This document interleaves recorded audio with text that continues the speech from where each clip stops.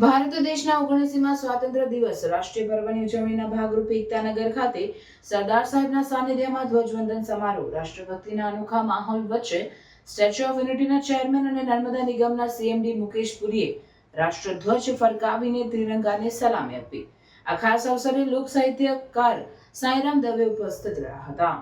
મુકેશ પરીએ પરેડનું નિરીક્ષણ કરી કાર્યક્રમમાં ઉપસ્થિતોનું અભિવાદન ઝીલ્યું અને વિશિષ્ટ કામગીરી કરનાર કર્મયોગીઓનું પ્રમાણપત્ર આપી સન્માન કર્યું.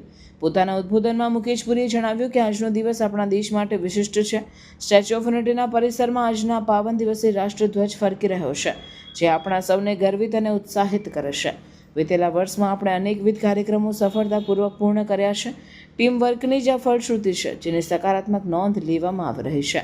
ગાંધીજીના માર્ગદર્શન હેઠળ સરદાર પટેલે અસહકાર આંદોલન અને ભારત છોડો આંદોલનમાં સક્રિય ભાગ લીધો. આઝાદી પછી ભારતના પ્રથમ ગૃહમંત્રી તરીકે તેમણે 562 રજવાડાઓનું એકીકરણ કર્યું.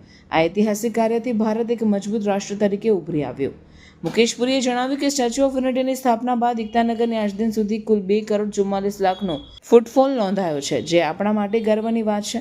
વર્ષ 2024માં તમામ પ્રવાસી પ્રકલ્પો પર થઈને લગભગ 48 લાખ ફૂટફોલ નોંધાયો છે, જે નોંધપાત્ર છે. રાષ્ટ્રીય એકતા દિવસની ઉજવણી પર્વે ભારતના યશસ્વી પ્રધાનમંત્રી નરેન્દ્રભાઈ મોદી ગત વર્ષે ઘણા મહાનુભાવોએ સ્ટેચ્યુ ઓફ યુનિટીની મુલાકાત લીધી છે.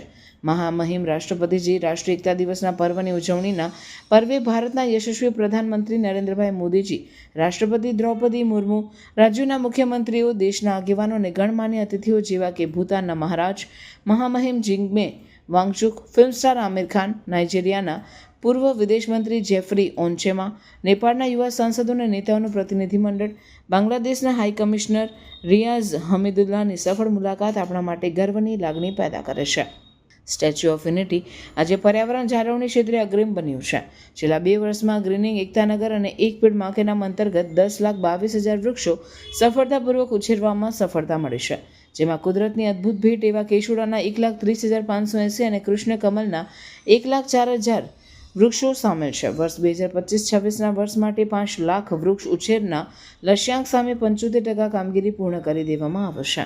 આ અવસરે સ્ટેચ્યુ ઓફ યુનિટીના મુખ્ય કારોબારી અધિકારી અમિત અરોરા, નાયબ વન સંરક્ષક અગ્નિશ્વર વ્યાસ, અધિક કલેક્ટર સર્વનારાયણ માધુ, ગોપાલ બામણિયા, SRPFના સેનાપતિ એન્ડ્રુઝ મેકવાન અને નર્મદા નિગમના ચીફ એન્જિનિयर શુભમ ગોયલ ઉપસ્થિત રહ્યા હતા.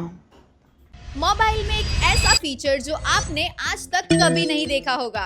इस मोबाइल में है AI एडिट जनी, जिसमें आपको कोई भी फोटो एडिट करना हो तो सिर्फ वॉइस कमांड देना होगा, फिर वो खुद से फोटो एडिट कर देगा. ये है Realme का newly launch Realme 15 Pro 5G. इसमें है Snapdragon 7 Gen 4 जो स्पीड को बना देगा सुपर फास्ट. इसमें मिलती है 7000 mAh की बैटरी, मतलब आपका फोन तो चलेगा लंबे समय तक और अंडर वाटर फोटोज भी क्लिक कर सकते हो. जिसमें लॉन्च हो चुका है लिमिटेड पार्टी एडिशन, जिसमें मिल रहा है free headphones worth ₹2499, one time screen replacement और इंस्टेंट कैशबैक अप टू 3000. नए पार्टी एडिशन को आप बुक करवा सकते हो 23 to 29 जुलाई तक और वो आपको मिल जाएगा 30 जुलाई से 4 अगस्त तक. तो आज ही प्री बुक करें Realme 15 Pro 5G Bablu mobile Ankleshwar से. For more information and offers follow Bablu mobiles Instagram page.